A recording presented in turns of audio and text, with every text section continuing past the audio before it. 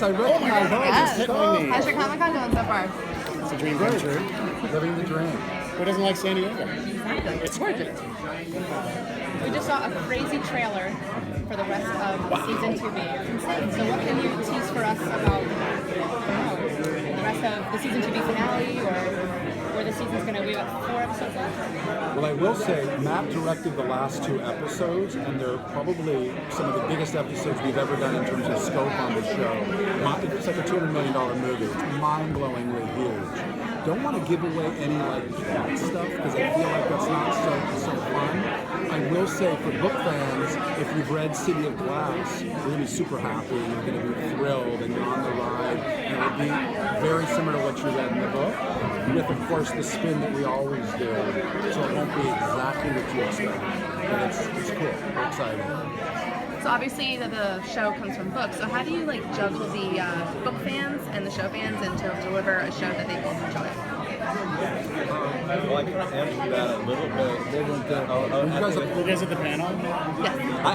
I talked about that a little bit at the panel. I was saying, we don't necessarily take the books and boil them down chapter by chapter, but it's really important to us because the books are so great, and we love them, and the fans love them, that they're infused into every frame of the film. But they might come out in a form or a shape, or some of the characters might be a little bit different, or some of the names may be changed, protect the innocent, something like that. But you'll see some fun stuff, I think, especially as we go forward, where if you're a big fan of the book, you'll recognize, oh, that was something in the book, but it's kind of in a new form.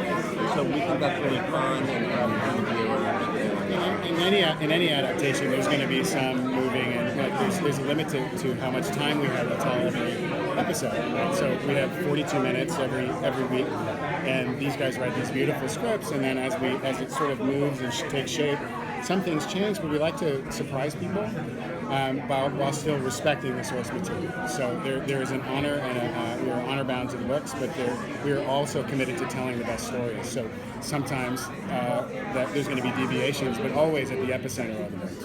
I think Sebastian's a good example of that. In terms of a character that people loved in the book, we kind of made him. I wouldn't say our own. That sounds obnoxious, but we made him unique and a little different than the book, and gave him a backstory that doesn't change who he was in the books, but at least gives him a little bit more texture than maybe we felt in the book. And that was because it was a television show, and Will Tudor is amazing. And we came up with some cool ideas. The layers of it, what may be a chapter in the book could be multiple episodes. You know what I mean? So that we have the ability to layer in like an onion, more and more and more layers to make it satisfying to the fans, but also giving them new information that feels consistent with the evolution of the character. Will we see any closure between the relationships that are kind of going on right now between Clary or Jace, or Clary and Simon? Define closure. Yeah. I don't think we'll ever see closure with,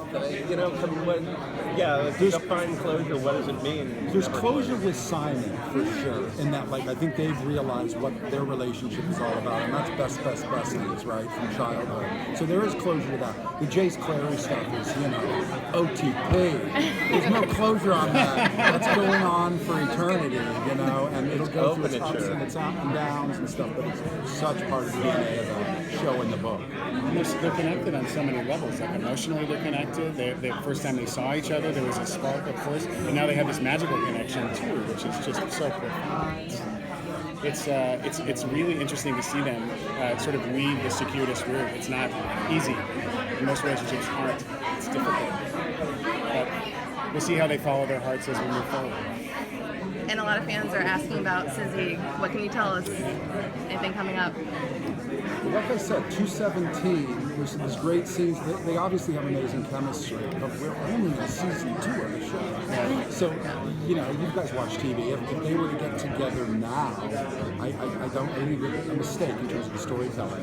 If you've read the books, that's the down relationship that you're yearning for.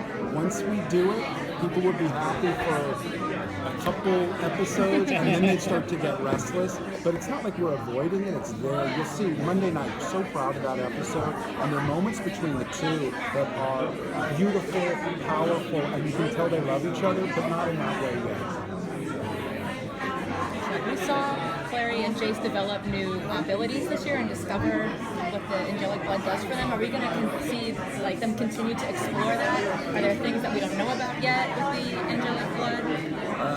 Yeah, I mean, I think now that we've established that they have this angelic power, you know, part of the trick as a storyteller is like, well, now you need to like create limitations for yourself, or else get them out of every jam.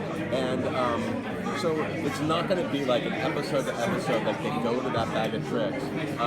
But that angelic blood and the specialness of those two characters is something that like will always be a part of them at this point forward. And it's going to make its way into a lot of storylines. When you introduce like a character like Sebastian, who has like such a big impact on all these characters in the story, so what can you tease about how he's going to ultimately affect everything else moving forward Well, through this season? he affects everyone in the show in the last part of 2B.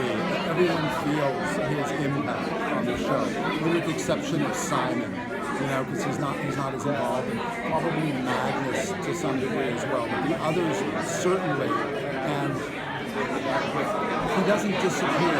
Do you know what I mean? Sebastian, if you've read the books, he's part of this book.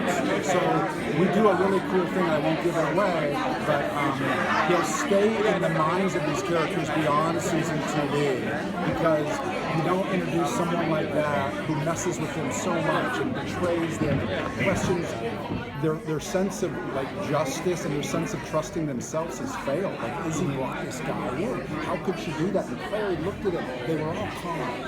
So they were all feeling stung by it. And if you're a Shadowhunter and you feel stung, it means you go out and you kick ass and you make up for it and you seek vengeance and justice.